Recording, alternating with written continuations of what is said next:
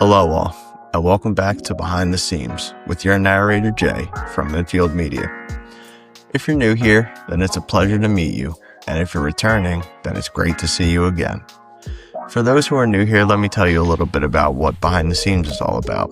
It's about the beauty of baseball and the wonderful stories that began with the earliest days of the game and have since continued on. Unfortunately, some of these stories have been lost to the times and players are either forgotten or just unheard of. I'm taking it upon myself to bring these players and their stories back to the light that they so rightfully deserve. In this episode, we'll be talking about a player who was considered one of the greatest pitchers in American League history, but was unfortunately cut short because of a ruthless illness.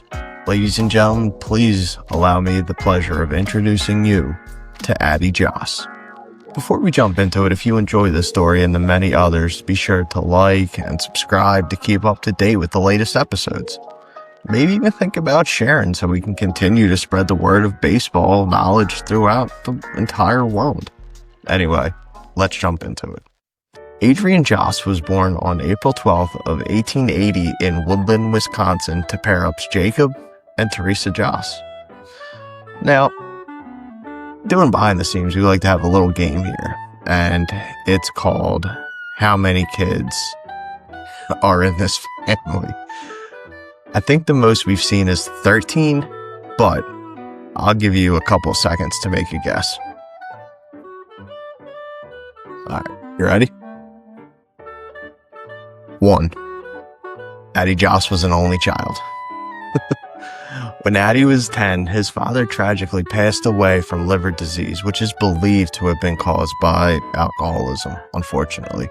His mother, Teresa, was luckily in a good position due to her family's connection in politics and was well educated to where she owned and operated a millinery shop and a sewing school, which was able to help with her family's money situation. I mean, that's unlike a lot of players that we've done Behind the Seams on in the past. I mean, first one that comes to mind is Roger Connor. Like when his father passed away, he had, I think, 12 brothers and sisters, including a newborn, to where, Roger had to become a surrogate father. And it's definitely weird that we're doing a Behind the Seams on a player that was, I don't want to say well set up, but, he didn't go through the struggles like a lot of other players did at the time. Anyway, as Addie grew, so did his arms, and which would be one of the reasons that he earned himself the nickname the human hairpin. Although his introduction to baseball wouldn't be on the pitching mound, it would be at second base on his high school team. After graduation, he decided on becoming a teacher. Crazy. But during the summer, wanted to continue playing baseball and began pitching. Because of his unique motion on the mound, he found a lot of success. Like a lot. In 1899, he put his teaching on hold and decided to play for Oshkosh when he was offered $10 a week. Gotta remember, for the time, that's pretty good money. Unfortunately, it didn't last long as the owner dealt with financial troubles and ended up freezing the players' salaries. Luckily, Addie was able to catch on with a second team from, people from Wisconsin, I'm going to apologize now because I feel like I'm just going to mess this up, but I will do my best. Manitowoc. Manitowoc. I feel like it's Manitowoc, but if I'm wrong, I deeply apologize. Anyway, he went to Manitowoc as a second baseman, but when he moved up into the better team, they actually put him back on the mound. He ended up with a 4-1 record, which pretty damn good. When the season concluded, he was offered his first professional contract by the Toledo Mud Hens, a team that actually continues to exist today as the AAA affiliate for the Detroit Tigers, I believe. I think that's right, because I think the Erie Seawolves are their AA team. I think I'm right about that. But either way, it's still a pretty cool fact that the Mud Hens still exist. April 28th, 1900. Oof. Opening day.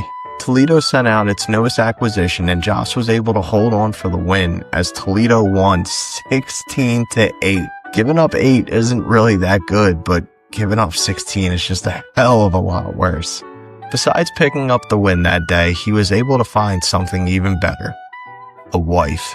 A woman named Lillian Shinovar happened to be in attendance on that day, and just 2 years later in Monroe, Michigan, they got married. Some days you just get all the luck in the world. In conclusion of his first season, Addie finished with a 19-16 record, but the next season was his finest with Toledo as he finished with 25 wins and accumulated over 200 strikeouts. Now, the one thing that I want to explain is that, a lot of stats are harder to find, and this was kind of like the minor leagues before the minor leagues of today. Like, stats really weren't capped. I mean, you had some stats, but you just didn't have all of them.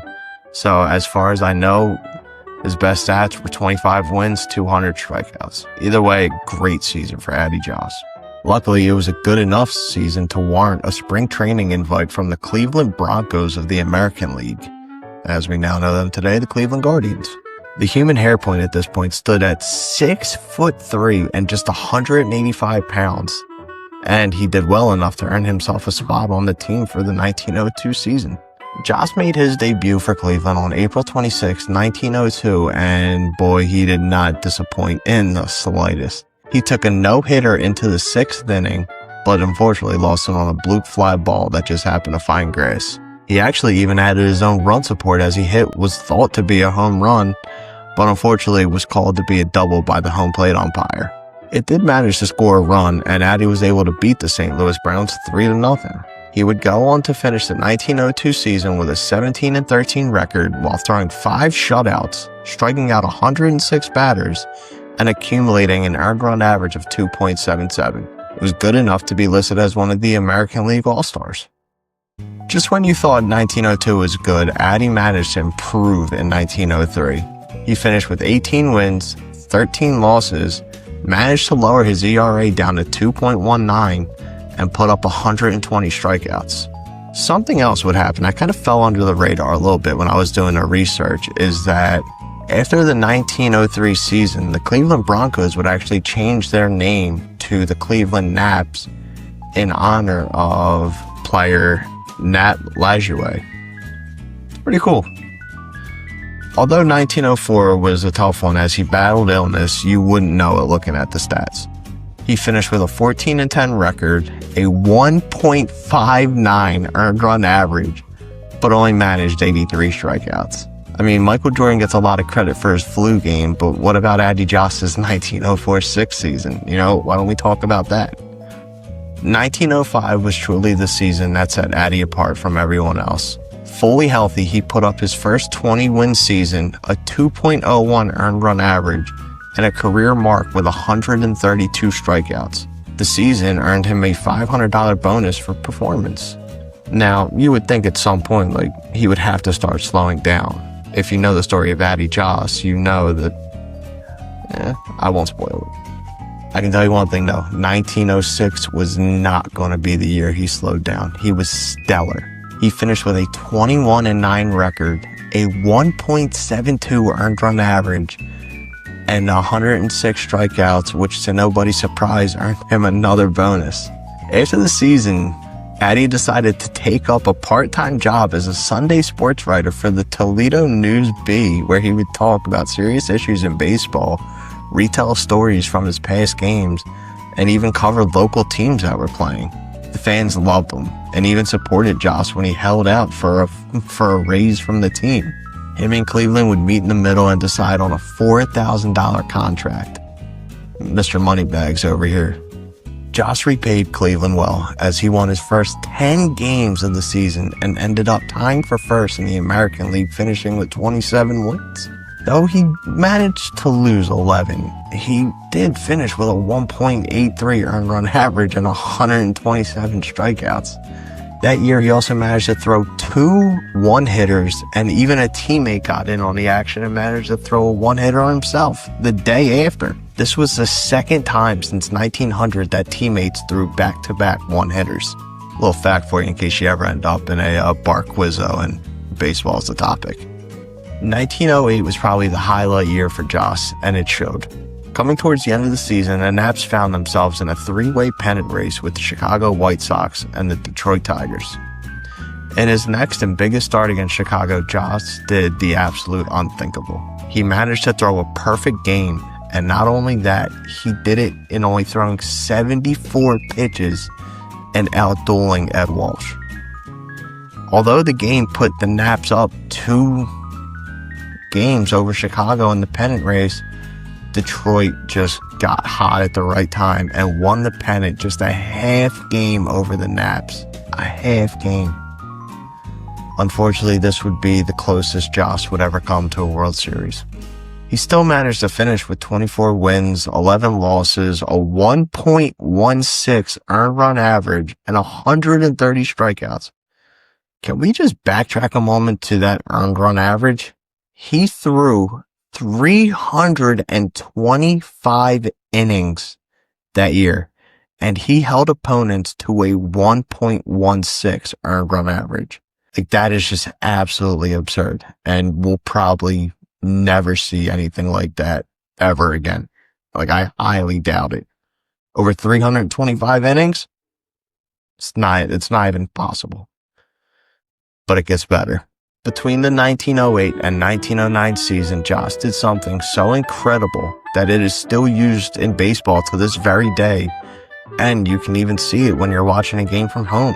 Joss developed an early version of the scoreboard which would indicate the count for balls and for strikes, and on either side of those would be the lineup for each team. Cleveland accepted the design and installed it on a new, larger scoreboard. They called it the Joss indicator. Unfortunately, though, 1909 was a little bit of a tough one for Joss on the mound as he struggled towards the end of the season due to fatigue. But he finished with a 14-13 record, 67 strikeouts, and he still had a 1.71 earned run average. Like, the guy was exhausted, and still hitters just couldn't drive in runs off of him. It's crazy, man. The guy was just otherworldly at this point. 1910, Addie seemed to pull it together as he would throw his second no-hitter, and once again against the Chicago White Sox. Some guys just know how to completely overmatch a team. It would be a bright spot on a rough season as he tore a ligament in his right elbow, and it limited him to just 13 appearances. On July 25th, and against the Athletics, Addie Joss would make his last appearance during the regular season. Not just for that year, but for good.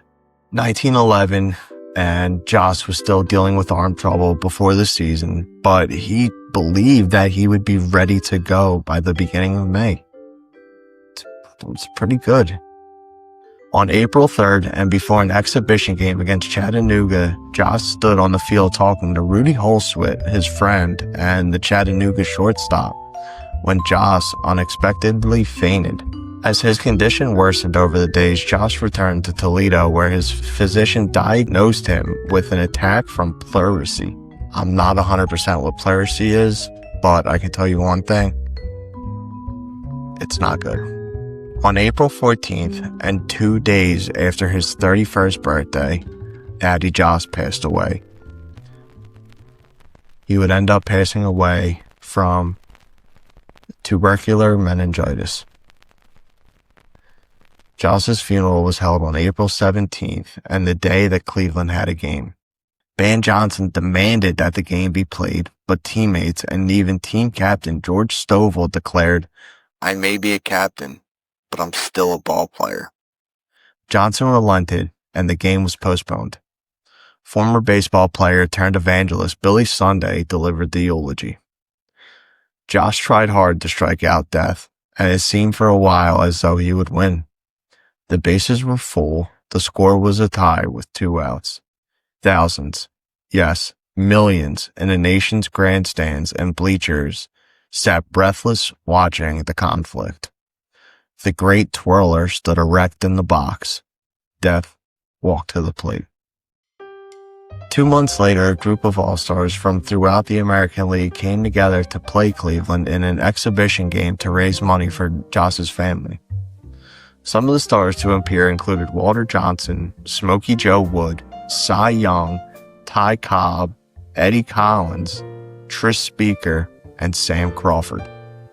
They sold 15,000 tickets and managed to raise $12,914. In 1978, baseball did something so very rare, but so well deserved. In most cases for the Hall of Fame, you need to have a minimum of 10 years played, and Joss unfortunately fell short. They decided to make an exception, and 67 years after his unfortunate passing, Addie Joss was welcomed into the Hall of Fame. Like I said, so very well deserved. 160 wins, 97 losses, a career earned run average of 1.89, 920 strikeouts, and 2 no-hitters. Thank you very much for tuning into this episode of Behind the Scenes. I always appreciate the support for these episodes, and the views they receive do not go unnoticed. Thank you very much to Baseball Reference, Society for American Baseball Research, and sometimes the highly questionable Wikipedia. My name is Jay, and I will see you all in the next episode. Bye, guys.